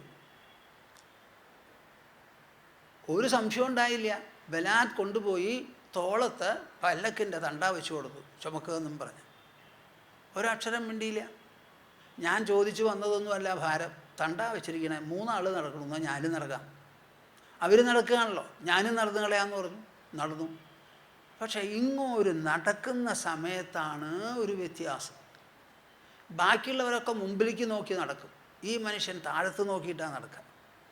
അവിടെ വല്ല കൃമികീടങ്ങളോ ഇഴജന്തുക്കളോ ഉണ്ടോ, അപ്പോൾ അവരെ ചവിട്ടി മെതിച്ചു കൊന്നു വരരുത് എന്ന് പറഞ്ഞ് നോക്കി വല്ലതൊക്കെ കണ്ട കാല് ഇങ്ങനെയൊക്കെ വെച്ച ഒന്ന് ചാടി ഒന്ന് അങ്ങനെയൊക്കെ ആയിട്ടാണ് നടന്നു തുടങ്ങിയത്. കാര്യം 3 ആൾ ചുമക്കണു ശരിക്കും, ഒരാൾ ഇങ്ങനെയാണ് കാലൊക്കെ വയ്ക്കണത്. അപ്പോൾ എന്തായിരിക്കും സ്ഥിതി എന്ന് ആലോചിക്കൂ. ഇതിൻ്റെ വിഷമാർക്കുക? പല്ലക്കിലിരിക്കുന്ന ആൾക്ക്. എളുപ്പം ഇങ്ങോട്ട് തിരിയുന്നു, ചിലപ്പോൾ അങ്ങോട്ട്. ഇതെന്താ അത്? ആ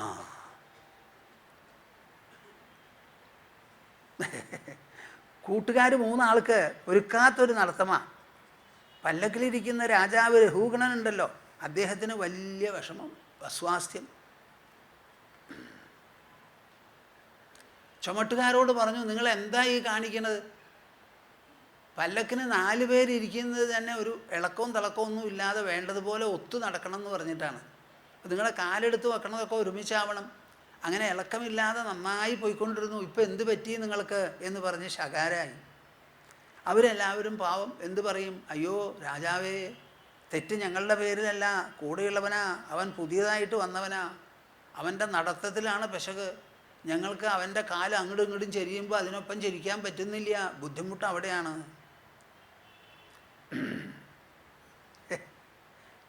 ഭാഗവതത്തിലുള്ളതാണ്, ശ്രീമദ് ഭാഗവതത്തിലുള്ളതാണ് പറയുന്നത് ഞാൻ. അഹോ കഷ്ടം ഭ്രാത ഒരു പരിശ്രാന്തോ ദീർഘമധ്വാനമേക അധ്വാനം ഏക ഏവ ഊഹിവാൻ സുചിരം നാദിപീവ ന സംഹനനാങ്കോ ജരസാച ഉപദ്രുതോ ഭവാൻ. രാജാവ് അവിടെ നിന്ന് പറഞ്ഞതാ. എന്താ? അഹോ കഷ്ടം, വളരെ കഷ്ടമായിപ്പോയി. ഭ്രാത, സഹോദര, വളരെയധികം ക്ഷീണിച്ചു കഴിഞ്ഞു അല്ലേ? ദീർഘദൂരം നടന്നു, വഴി കുറേ കടുപ്പമുള്ളതുമാണ്. അങ്ങയുടെ ശരീരത്തിലാണെങ്കിൽ ഒരു കേടുമില്ല, അല്ലെങ്കിൽ കേടുണ്ട്. അപ്പം ഇദ്ദേഹം പറയണത് ഒരു പരിഹാസ ഭാഷയിലാണ്. വളരെ ദൂരം നടന്നു, ഒട്ടും നടന്നിട്ടില്ല, അരഫർളങ്ങേ പോയിട്ടുണ്ടാവുള്ളൂ.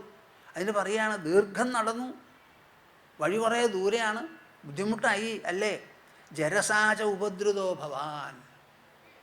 അങ്ങക്ക് വിഷമങ്ങൾ പലതുമുണ്ട്, അംഗങ്ങൾക്ക് കോട്ടമുണ്ട്, ശരീരം വളരെ മെലിഞ്ഞതാ. തടിമാടനോട് പറയണതാ, ശരീരത്തിന് വളരെ മെലിവാ, അംഗത്തിനൊക്കെ വിഷമവും, ജരയും പിടിച്ചു കഴിഞ്ഞു.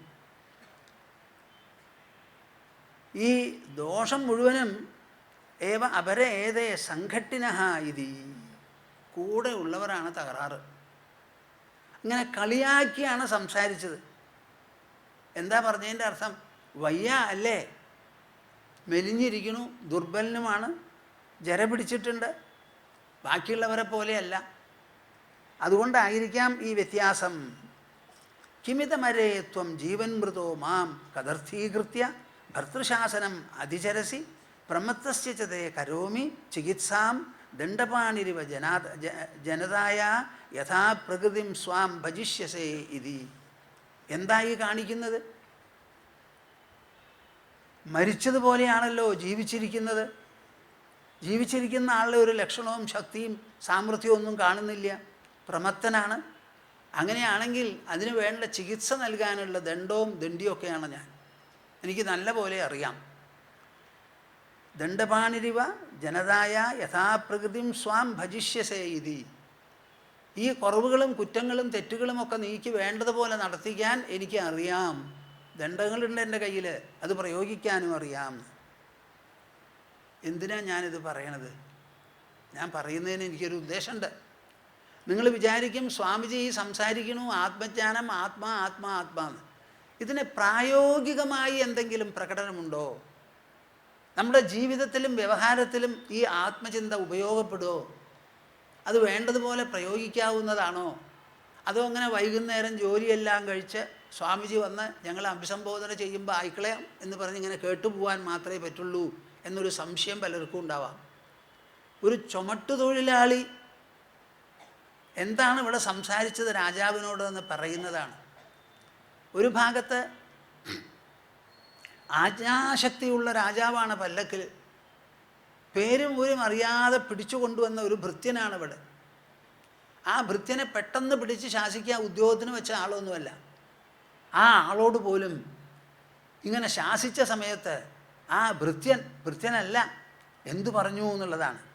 ത്വയോദിതം വ്യക്തമഭിപ്രലബ്ധം ഭർത്തുസ്സമേ സ്യാത് യദി വീരഭാരഃ ഗന്ധുര്യതി സ്യാത് അഭിഗമ്യ മധ്വാ പീവേതി രാശൗ ന വിദാം പ്രവാദഃ. നിങ്ങളൊക്കെ ഒന്ന് കേൾക്കിനപ്പാ. നിങ്ങളുടെ കുട്ടികൾക്ക് പറഞ്ഞു കൊടുക്കൂ ഈ കഥ. ഇങ്ങനെ ഒന്നും ഉണ്ടായിന്ന്. ചെറിയ കുട്ടികൾ ഉറങ്ങാൻ കുറച്ച് സമയം പിടിക്കും, അവർക്ക് പറഞ്ഞു കൊടുക്കണം. കഥകൾ പറഞ്ഞു കൊടുക്കുമപ്പാ.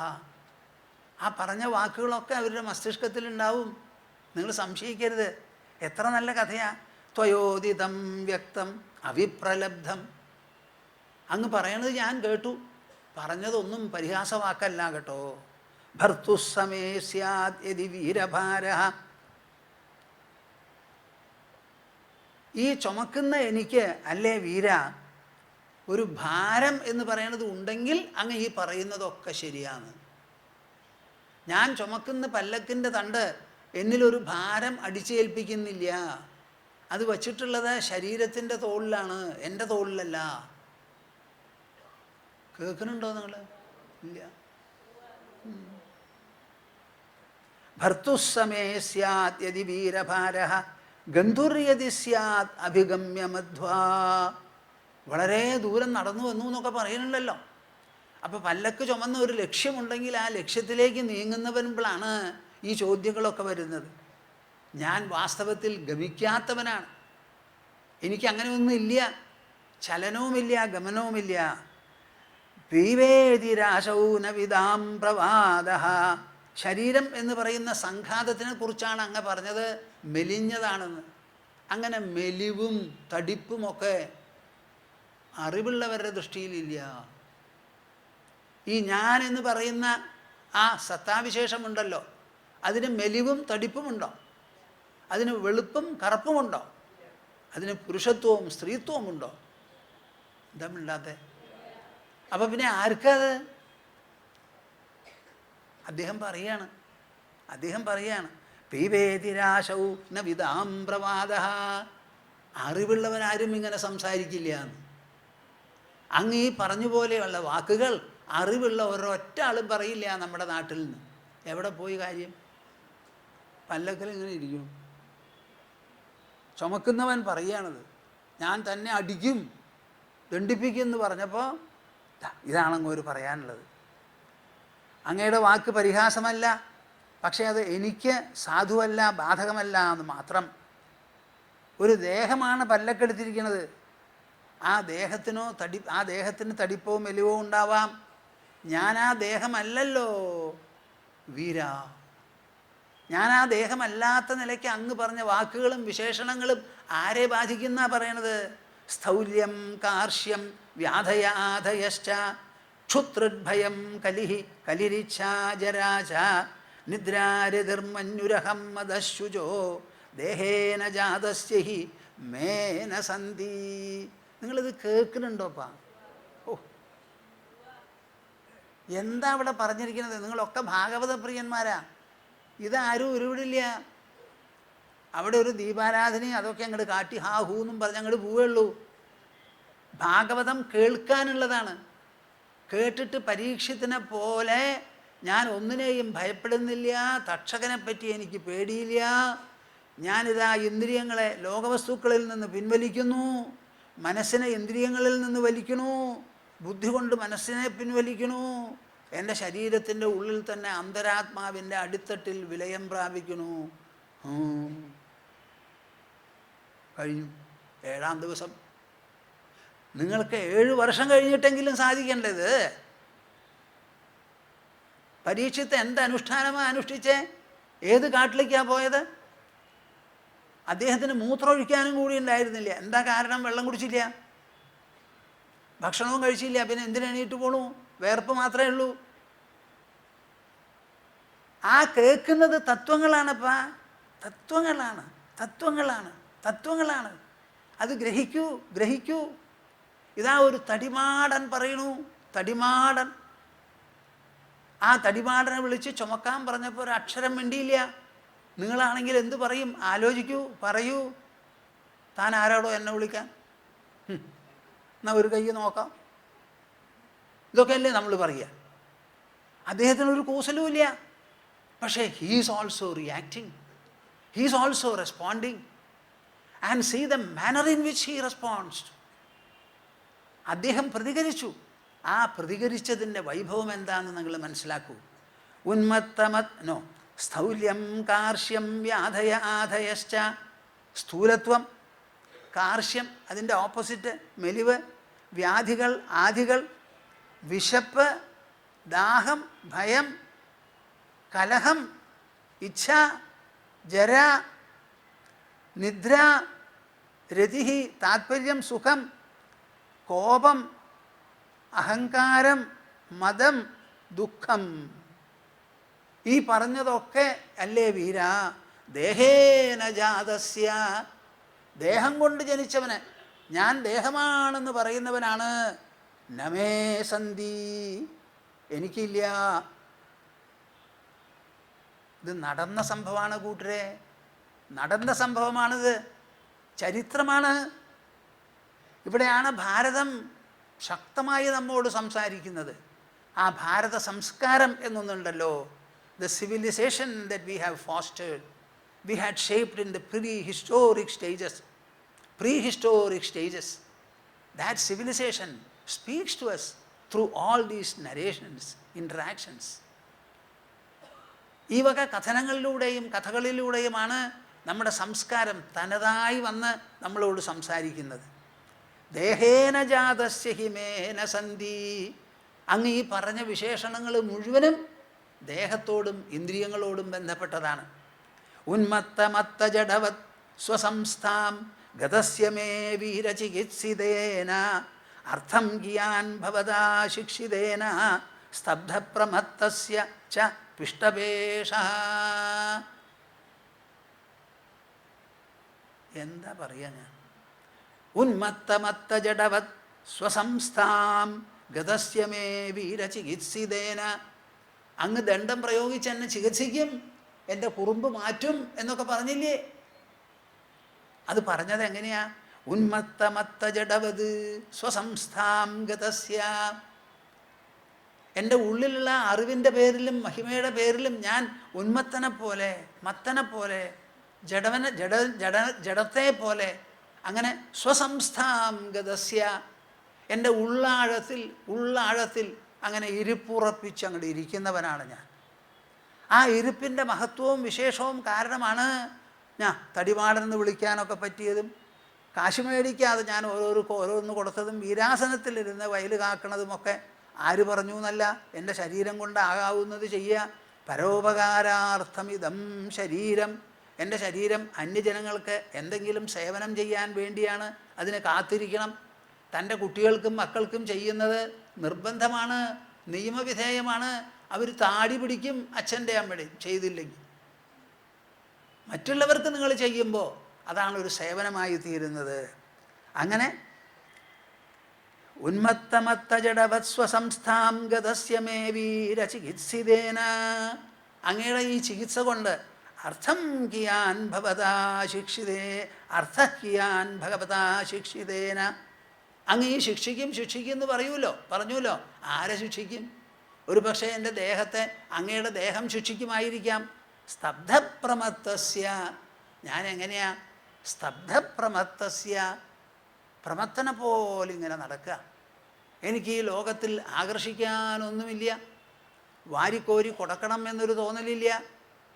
വിവാഹം കഴിക്കണം, വംശം വർദ്ധിപ്പിക്കണം, അങ്ങനെയൊന്നുമുള്ള തോന്നലില്ല. അങ്ങനെ ഒരു ഉന്മത്തനും പ്രമത്തനുമായി നടക്കുന്ന എനിക്ക് പിഷ്ടപേഷ. അരച്ചതിനെ അരയ്ക്കുന്ന പോലെ അങ്ങയുടെ ഈ വാക്കുകൾ കേട്ടു നിങ്ങൾ?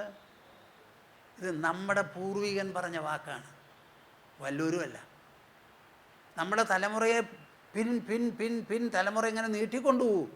അപ്പോൾ ഋഷഭരാജാവ് രാജ്യം ഭരിച്ചു കൊണ്ടിരുന്ന കാലത്ത് അദ്ദേഹത്തിൻ്റെ മക്കളിൽ പ്രഥമനായ ഭരതൻ ആ ബ്രഹ്മജ്ഞാന വൈഭവത്തിൻ്റെ പേരിൽ ആത്മമഗ്നനായിരുന്നത് കൊണ്ട് ഈ ലോകത്തിൽ ഒന്നും ആകർഷകമായി തോന്നാത്തതിൻ്റെ പേരിൽ അദ്ദേഹം ഉൾപൂർണത കൊണ്ട്, ഉൾമഹിമ കൊണ്ട്, ഉജ്ജ്വലതയോടുകൂടി അങ്ങനെ നടക്കുക.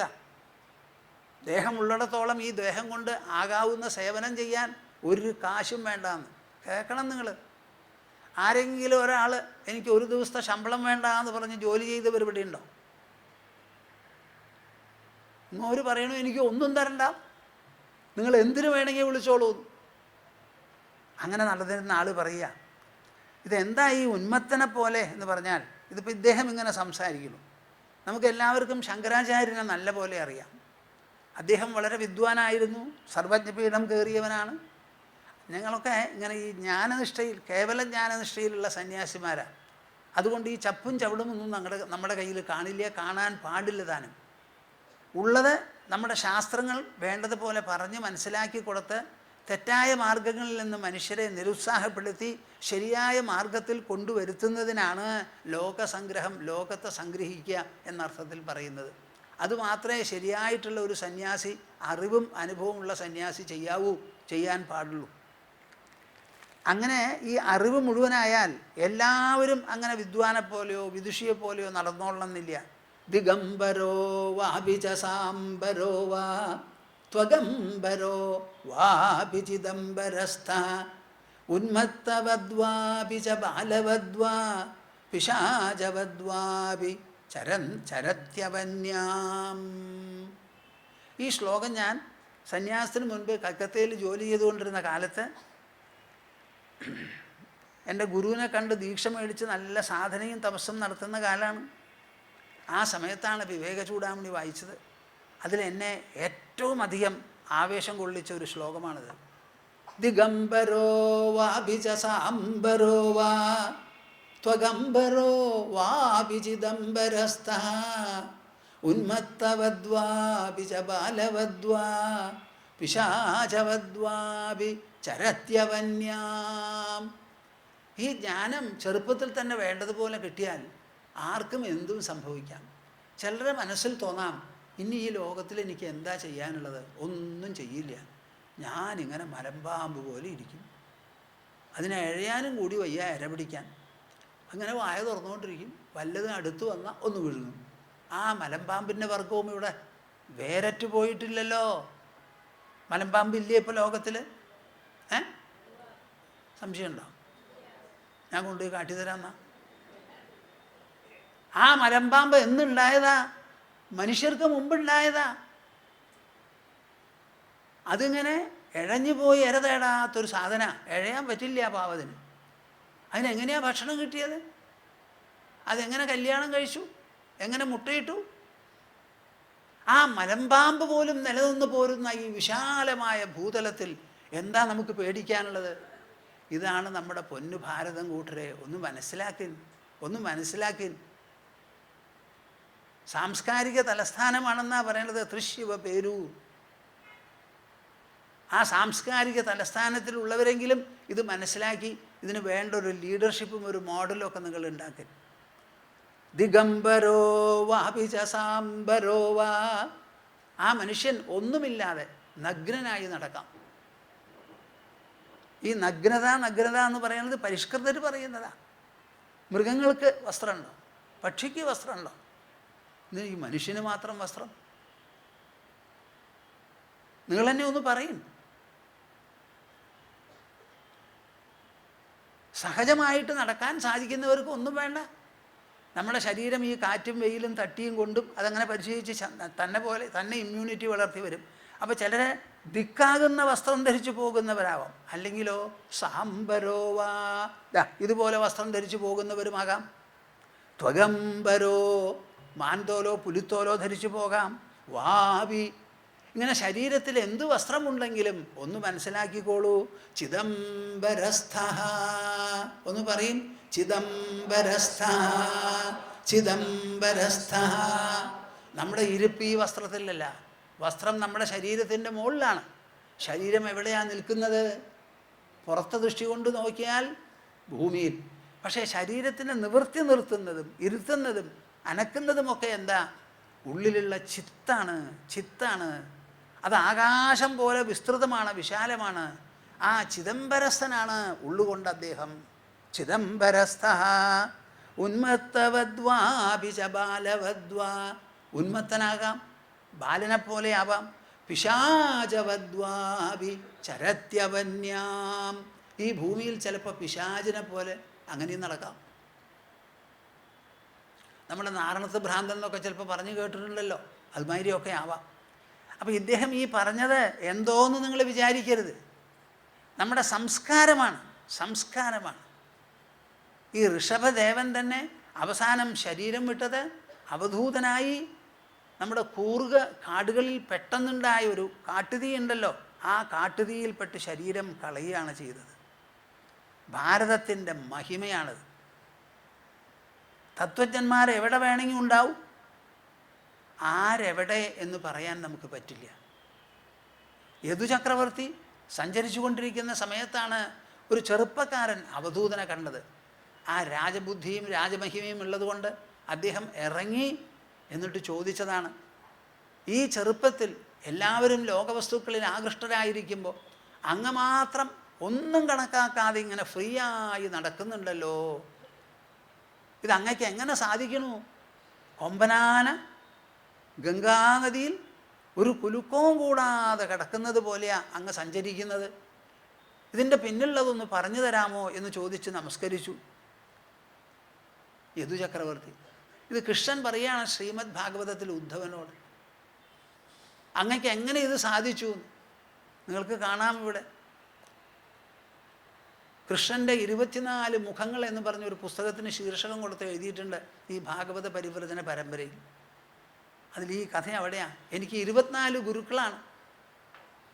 പഞ്ചഭൂതങ്ങളടക്കം, ജീവജാലങ്ങളടക്കം, വ്യഭിചാരിണി അടക്കം, ഒരു കുമാരി അടക്കം എനിക്ക് 24 ഗുരുക്കളാണ്. ഇവരാരും എന്നോട് സംസാരിച്ചിട്ടില്ല. ഞാൻ അവരെ ഗുരുക്കളാണെന്ന് കണക്കാക്കി ഓരോരുത്തരിൽ നിന്നും ഓരോ മൂല്യങ്ങൾ ഞാൻ കടഞ്ഞെടുത്ത് ഉണ്ടാക്കി. അങ്ങനെ എല്ലാ ദിക്കിൽ നിന്നും കിട്ടിയ അറിവ് പേര് നടക്കുകയാണ് ഞാൻ. അതാണ് എനിക്ക് ഇത്രയധികം നിർവികാരമായിരിക്കുന്ന ഒരു നില, ഒന്നും വേണ്ട എന്ന് തോന്നി ഉൾപൂർണതയോടുകൂടി നടക്കുന്നത്. ഈ ഉന്മത്തവനെ പോലെ എന്നൊക്കെ പറഞ്ഞ് ഇങ്ങനെ കേട്ടപ്പോൾ രഘുഗണൻ ഉടനെ വിചാരവാനായി.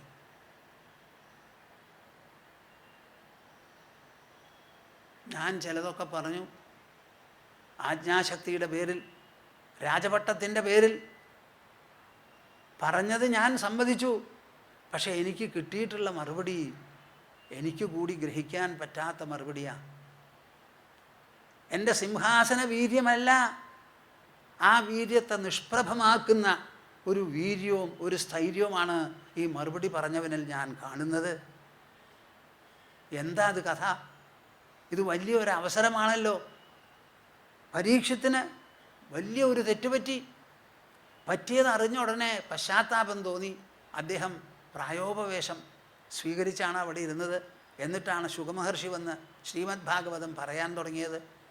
അവിടെ ചെത്തപാമ്പിനെ ഒരുക്കിയ പ്രകൃതിഹസ്തങ്ങൾ ഇവിടെ ജീവിച്ചിരിക്കുന്ന കുട്ടി അവധൂതനെ കൊണ്ടങ്ങോട്ട് കൊടുത്തു. ഗൃഹസ്ഥന്മാരാണെങ്കിൽ വീട്ടിൽ നിന്ന് ടെലിഫോൺ കിട്ടിയാൽ, മൊബൈൽ കിട്ടിയാൽ ഓടിപ്പോവും. 7 ദിവസം ഇരുന്നു എന്ന് വരില്ല. ഇദ്ദേഹം ഒരു വസ്ത്രവും കൂടി ഇല്ലാതെ അവിടെ ഇരിക്കുകയാണ്. മഹാരാജാവേ, അങ്ങയ്ക്ക് പൂർണ്ണ പരിഹാരം കിട്ടിയിട്ടേ ഇവൻ പോവുള്ളൂ എന്ന് പറഞ്ഞ ഒരൊറ്റരും. സിദ്ധോസ്മി അനുഗൃഹീതോസ്മി, ഞാൻ സിദ്ധനായി, അനുഗൃഹീതനായി. അങ്ങയുടെ വൈഭവത്താൽ, അങ്ങയുടെ കാരുണ്യത്താൽ തക്ഷകനെ പേടിക്കുന്നില്ല, മൃത്യുഭയം എനിക്കില്ല എന്ന് പറഞ്ഞു. നോക്കൂ, ആ പ്രകൃതിയുടെ ഘടന എങ്ങനെയാണെന്നുള്ളതൊന്ന് നോക്കൂ. രഘുഗണൻ ഉടനെ താഴത്തിറങ്ങി ഒരു സംശയവുമില്ലാതെ ഈ തടിമാടൻ്റെ കാക്കിൽ വീണ് നമസ്കരിച്ച് ക്ഷമയാചിച്ചു. എന്നിട്ട് ചോദിക്കുകയാണ്, കസ്ത്വം നിഗൂഢശ്ചരസിദ്വിജാനാം ബിഭർഷി സൂത്രം കഥമോവധൂതഃ കസ്യാസി പുത്രത്യൈഹാവികസ്മാത് ക്ഷേമായനശ്ചേദസി നോധശുക്ലഃ. കസ്ത്വം, അങ്ങ് ആരാണ്? നിഗൂഢശ്ചരസി, നിഗൂഢനായിട്ടാണ് നടക്കണത്. തന്നെ കണ്ട ആരും മനസ്സിലാക്കരുത് എന്നുള്ള നിലയ്ക്കുള്ള ഒരു വേഷമാണ്. അവധൂത, എല്ലാം വലിച്ചെറിഞ്ഞ്, ശാസ്ത്രങ്ങളും ആചാരങ്ങളും അനുഷ്ഠാനങ്ങളും എല്ലാം വലിച്ചെറിഞ്ഞ്. ഈ ശാസ്ത്രങ്ങളും ആചാരാനുഷ്ഠാനങ്ങളും ആർക്കാ? എന്തെങ്കിലും വേണം, കിട്ടണം, തൻ്റെ പെരുമാറ്റം ശരിയല്ല, നിർത്തണം എന്നൊക്കെ വിചാരിക്കുന്നവർക്കാണിത് ആവശ്യം. ഇതൊന്നുമല്ല. എല്ലാം അതിജീവിച്ചവന് പിന്നെ ശാസ്ത്രം വേണോ? ഒന്നുമില്ല. അങ്ങനെ നടക്കുകയാണ് അവധൂതനായിട്ട്. ബിഭർഷി സൂത്രം, ദേഹത്തിൽ ഒരു യജ്ഞോപവീതം, ഒരു ബ്രഹ്മസൂത്രം കാണാനുമുണ്ട്. കസ്യാസി കുത്രത്യൈഹാഭികസ്മാത്, അങ്ങ് ആരാണ്? എവിടുന്നാണ് വരണത്?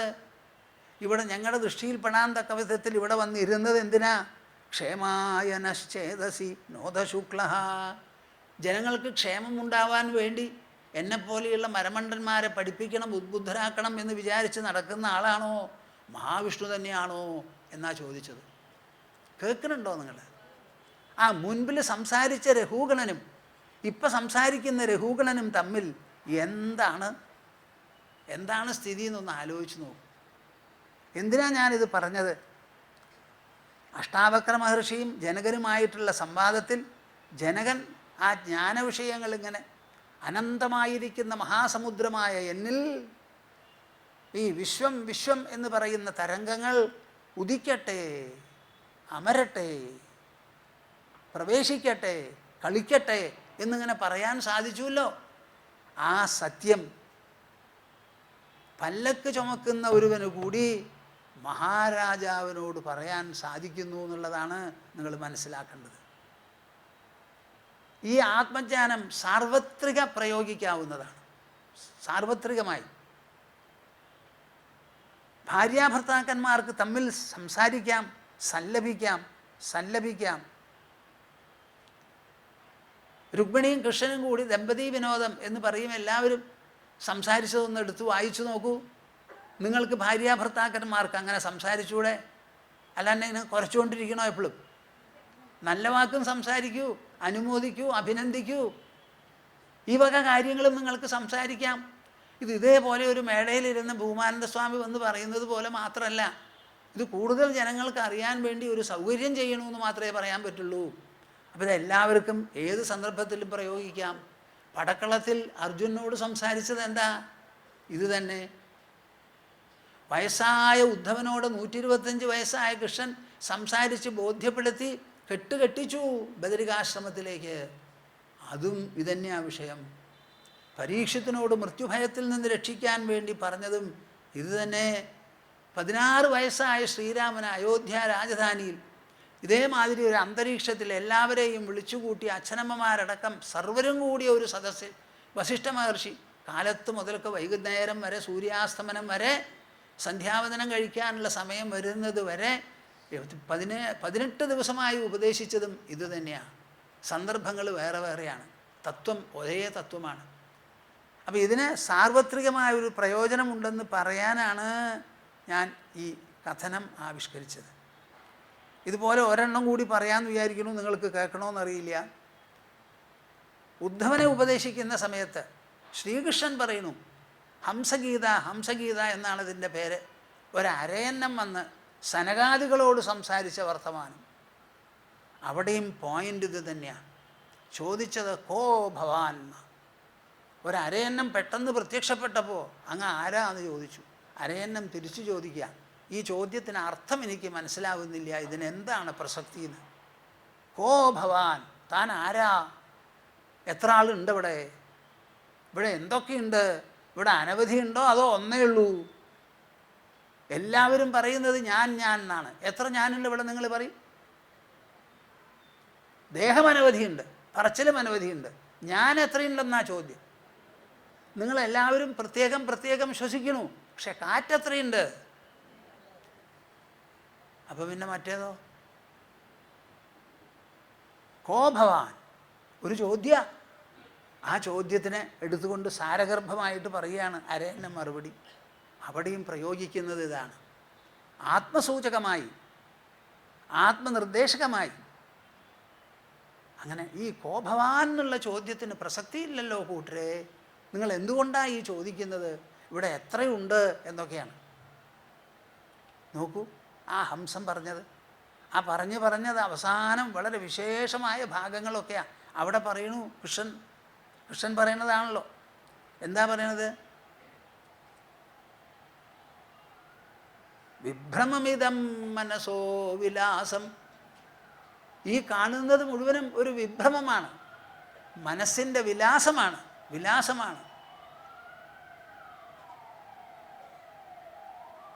മനസ്സോവിലാസം. മനസ്സുകൊണ്ടോ ഇന്ദ്രിയങ്ങൾ കൊണ്ടോ കാണുന്നത് മുഴുവനും മിഥ്യയാണ് എന്ന് പലതവണ ശ്രീമദ് ഭാഗവതം പലരിലൂടെയും കൃഷ്ണനിലൂടെയും നമ്മളെ അറിയിക്കുന്നു. അതാണ് ഇതിന് വളരെ വിശേഷം എന്ന് പറയുന്നത്. നിങ്ങൾക്ക് നാളെയോ മറ്റന്നാളോ സാക്ഷാത്കരിക്കാൻ സാധിക്കും എന്ന് ഞാൻ പറയുന്നില്ല, ഞാൻ ഉദ്ദേശിക്കണമില്ല. പക്ഷേ നിങ്ങളിത് കേൾക്കണം. ഈ സംസ്കാരം ഉൾക്കൊള്ളണം. ഇത് കുട്ടികളോട് പോലും നിങ്ങൾ സംസാരിക്കണം. നിങ്ങൾ ജീവിച്ചിരിക്കുമ്പോൾ ആ വാക്കിനൊരു പക്ഷേ അവർ മതിപ്പ് തന്നു എന്ന് വരില്ല. പക്ഷേ മരിച്ചു പോയതിന് ശേഷം അഭിമാനത്തോടു കൂടി സംസാരിക്കും. എൻ്റെ അമ്മ പറഞ്ഞിട്ടുണ്ട് എന്നോട്, എൻ്റെ അച്ഛൻ പറയുണ്ടായി. അപ്പോഴേക്കും കണ്ണുന്ന് വെള്ളവും വരും. അന്ന് ഞാൻ മനസ്സിലാക്കാൻ പറ്റിയില്ല. ജീവിച്ചിരിക്കുമ്പോൾ അച്ഛനോട് ഇല്ലാത്ത കൂറ് അദ്ദേഹം മരിച്ചതിന് ശേഷമാവും നമ്മുടെ മനസ്സിൽ ഉദിക്കുന്നത്. പക്ഷേ നിങ്ങളിത് വിട്ടുകളയരുത്, നടത്തണം. ഈ ഭാഗമാണ് ഞാൻ ഇവിടുന്ന് അങ്ങോട്ട് ചർച്ച ചെയ്യുന്നത്. അപ്പോൾ നിങ്ങളതിൻ്റെ പ്രസക്തിയും പ്രയോജനവും മനസ്സിലാക്കണം എന്ന് വിചാരിച്ചാണ്, എല്ലാവർക്കും കുറച്ചും കൂടി ഒരു രസവും സന്തോഷവും തോന്നണം എന്ന് പറഞ്ഞാണ് ഇതൊക്കെ ചേർത്ത് കൂട്ടി പറയുന്നത്. ഇനി ഇവിടുന്ന് അങ്ങോട്ട് ഉള്ള ശ്ലോകങ്ങൾ ചിലപ്പോൾ ഞാൻ ഓരോന്ന് വായിച്ച് അർത്ഥം പറഞ്ഞങ്ങോട്ട് കൊണ്ടുപോകും. എപ്പോഴും ഇങ്ങനെ ഞാൻ വിവരിച്ചുകൊണ്ടിരുന്നാൽ പറ്റില്ലല്ലോ. ഈ അധ്യായമെങ്കിലും നമുക്ക് കഴിക്കണമെന്നുണ്ടല്ലോ. അപ്പം നാളെ എല്ലാവരും ഇന്ന് ഞാൻ ഈ പറഞ്ഞതിനെക്കുറിച്ച് ആലോചിച്ച് കുട്ടികളെ പറഞ്ഞ് മനസ്സിലാക്കുന്ന ഒരു ദൗത്യം നിങ്ങൾക്കുണ്ട് എന്ന് പറഞ്ഞത് പ്രത്യേകം ഓർമ്മ വയ്ക്കുക. ഓർമ്മ വെച്ച് അതിനെക്കുറിച്ച് ആലോചിച്ച് അങ്ങനെ ഉറങ്ങുക. അങ്ങനെ ഉറങ്ങാനാണ് ഞാൻ പറയണത്. അപ്പോൾ ഉറങ്ങുന്നത് വരെ ഇതാവട്ടെ നിങ്ങളുടെ മനസ്സിൽ. വളരെ വിശേഷപ്പെട്ട ഒരുറക്കാവുക. ശരി, ഞാനിപ്പോൾ അവസാനം ഒരു ശ്ലോകം പറയാറുണ്ട്. തൃശ്ശൂർക്കാർ നല്ലപോലെ പലപ്പോഴും കേട്ടിട്ടുണ്ടാവും. ഇത് വസിഷ്ഠൻ പറയണതാണ് ശ്രീരാമനോട്. ബ്രഹ്മാവ് എന്നോട് പറഞ്ഞു, വൈരാഗ്യമുള്ളവർക്ക് ജ്ഞാനം ഉപദേശിക്കൂ, അതല്ലാത്തവർക്ക് വേദകർമ്മങ്ങളും മറ്റു കർമ്മങ്ങളും ചെയ്യാനായിട്ട് ഉപദേശിക്കൂ. അങ്ങനെ ഇരുകൂട്ടർക്കും വേണ്ട ഉപദേശം നൽകിക്കൊണ്ട് ഇവിടെ കഴിഞ്ഞുകൂടൂ. നിനക്ക് ഒന്നും വേണ്ടെങ്കിലും ശരി, മനുഷ്യർക്ക് വേണമെന്ന് പറഞ്ഞ് ആദ്യമായിട്ട് ബ്രഹ്മാവ് ശപിക്കേ, ലോകം നിന്നെ പിടിക്കട്ടെ എന്ന് പറഞ്ഞു. അപ്പോൾ അതേവരെ ഇങ്ങനെ ഒരു ബാധയും ഒന്നുമില്ലാതെ വസിഷ്ഠൻ നടന്നുകൊണ്ടിരിക്കുക. ഇതങ്ങോട്ട് പറഞ്ഞപ്പോൾ ഒക്കെ പോയി. അയ്യോ, എനിക്ക് പൊറുതിയില്ലല്ലോ, എന്താ വേണ്ടേ എന്ന് പറഞ്ഞപ്പോൾ തത്വം ഉപദേശിച്ചു. ഈ ഉപദേശിച്ച തത്വം വിരാഗികൾക്ക് പറഞ്ഞു കൊടുക്കൂ, മറ്റുള്ളവർക്ക് കർമ്മമെന്ന്. അത് കേട്ടതിന് ശേഷം ഞാൻ ഇപ്പോഴും അതേപോലെ ഇരിക്കുകയാണ്. എനിക്ക് ലോകത്തിലൊന്നും ചെയ്യാനില്ല, ഞാൻ ചെയ്യുന്നുമില്ല. എന്നാലോ വരുന്നതൊക്കെ അതാതിൻ്റെ ക്രമമനുസരിച്ച് ചെയ്തു തീർക്കുന്നുമുണ്ട്. ഞാനൊന്നും ചെയ്യുന്നില്ല എന്നൊരു ശ്ലോകമാണ്. ഞാനിത് പല സ്ഥലത്തും പറയാറുണ്ട്. എന്താ അത് പറയണത്? അത് എൻ്റെ സ്വഭാവമാണ്. കർത്തവ്യമസ്തി നമമേഹന കിഞ്ചിദേവ സ്ഥാതവ്യമിത്യതിമനാഃ ഭുവി സംസ്ഥിതോസ്മി സംശാന്തയാ സതതസുപ്തധിയൈവ വൃത്യാ കാര്യം കരോമി ന ച കിഞ്ചിദഹം കരോമി കാര്യം കരോമി ന ച കിഞ്ചിദഹം കരോമി.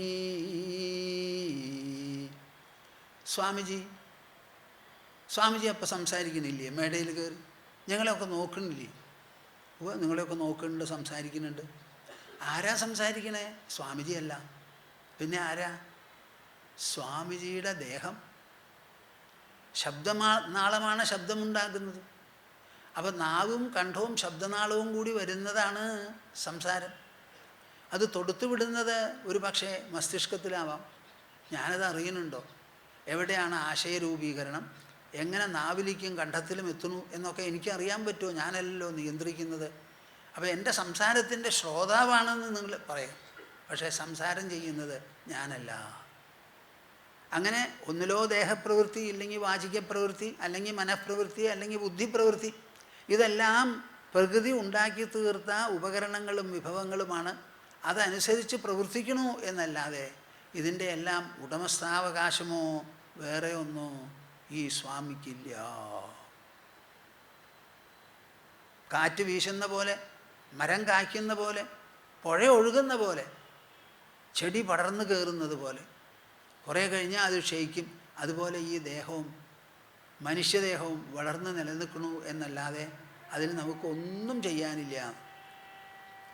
കർത്തവ്യമസ്തി നമമേഹ ന കിഞ്ചിദേവ സ്ഥാതവ്യമിത്യതിമനാഃ ഭുവി സംസ്ഥിതോസ്മി സംശാന്തയാ സതതസുപ്തധിയൈവ വൃത്യാ കാര്യം കരോമി ന ച കിഞ്ചിദഹം കരോമി.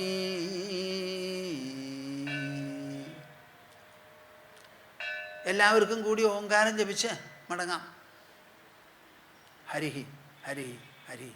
ഇതാ കൈകോർത്ത് മടിയിൽ വെച്ച് കണ്ണടച്ച് ആകാവുന്നിടത്തോളം നിവർന്നിരുന്ന് മനസ്സും വായുമൊക്കെ തുറന്ന് എൻ്റെ കൂടെ ജപിക്കുക അസ്സലായിട്ട്. ഇതാ ഓ